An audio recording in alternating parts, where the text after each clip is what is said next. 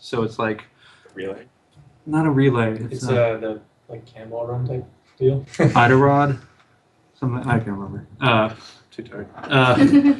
But yeah, so there's been talk of we're just trying to figure out like it's all going to take place within the one system, but figuring out like how each leg of the race will be, speed, sometimes agility, and then there's the combat versions of it. So it'll be sort of a combination of all those to culminate to the Murray Cup. Sounds like a good place for that Daisy average lifetime billboard sign. There are a couple questions from chat here. One of them was asking a little bit more about the dynamic events. So I heard you mention at some point, I believe it was you talking about there just being maybe a random boss or just someone who's a little bit more badass than the rest that are out there. Like if you kill them, you get some special award or bobble doll. Can you expand on how you plan on doing that? It's just the idea is that like sort of the equivalent of like what you would call like a traditional sort of boss monster. Say it's a really bad, a badass sort of pirate lord or something.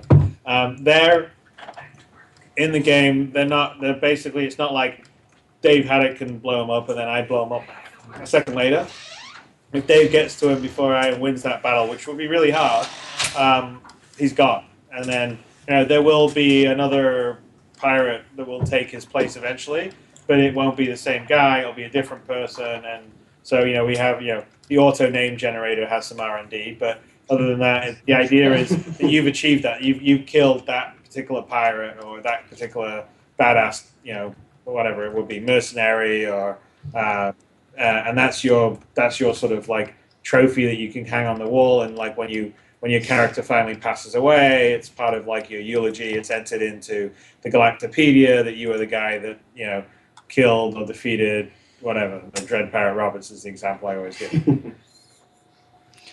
So I know this has been talked about a lot, but one of the chatters here was asking about end of life content for the game. Well, not end of life, but end of game. So we're getting out there. We've got all the ships we want.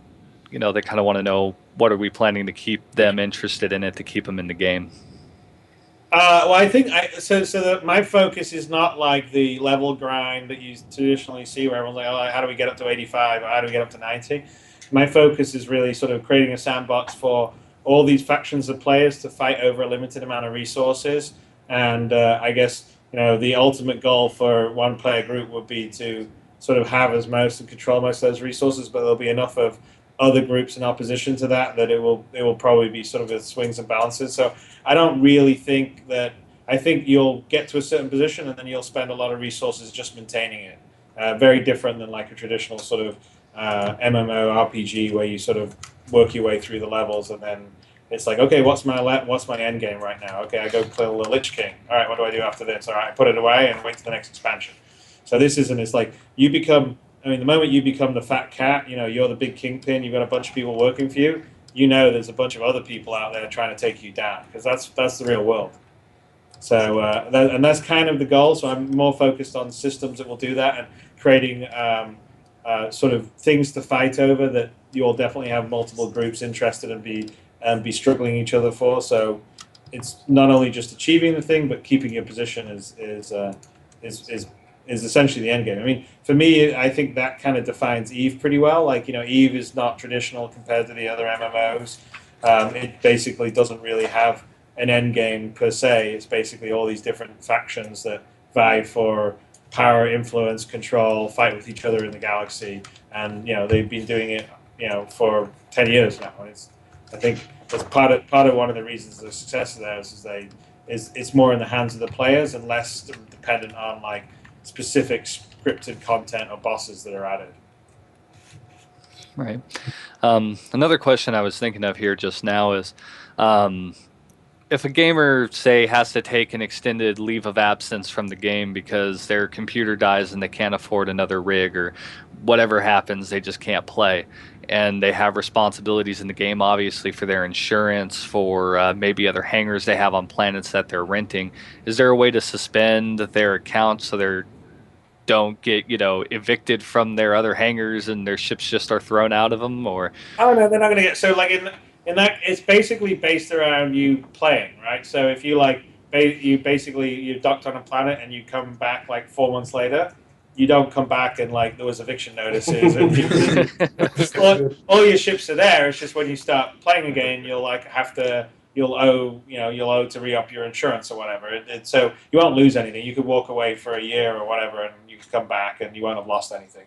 It's just once you get back into playing it, you have to basically be paying for your, to keep your ships, serviced, upkeep, all that sort of stuff, landing fees, tariffs, all that kind of stuff.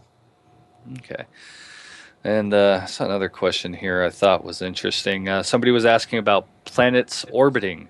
So will a planet always be in the exact same location in a system, or will it move at all and be able to track that? So that's a good question. That's an internal debate we've had. I think we're sort of falling down on the side of it is cool, but it's like so intangible that it's going to be sort of hard for a player to really realize the benefit of it.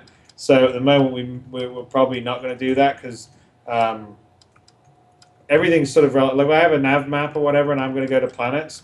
Like my nav map would be intelligent enough to know that the planet's in this particular orbit and doing all the rest. So unless something like completely knocked that out of whack, you wouldn't really know. Other than if I guess the question would be if there was a jump point that was stationary and it wasn't kind of moving a relative to a planet, that could have an effect. But right now we're sort of thinking that that's like a level of fidelity that's cool to talk about, but no player's ever going to appreciate it. Right. Which we're probably not going to implement it. That makes it hard to do to work on it. In which case, I've seen this question come up a lot with the Icarus coming back for sale. People have been asking if the Vanduul scythe will fit into it. No, it won't fit into it. All right. There you go, guys. Now you know. Well, I mean, you look at the pictures on the site, you'll see that the Hornet barely fits in the hangar. So it's a pretty snug fit. So you could have the Vanduul scythe definitely fits inside the the Bengal carrier. In fact, I can't remember if I did it in the demo I did, but you could definitely. I used to fly a Hornet, go to a little platform, get out, get into the Vanduul scythe, fly it around, and then land back on the Bengal. But it's got these the wings, and they fold up, and you need a fair amount of vertical clearance, and you don't have that inside the Corvette. It's a pretty snug fit. So you can't fit anything bigger than a Hornet. Right. And also, as I know it's been talked to death, but a lot of people are asking, and I assume there's a lot of new ones, they're asking about the PvP system, and if you are not as inclined to play PvP, what options do they have?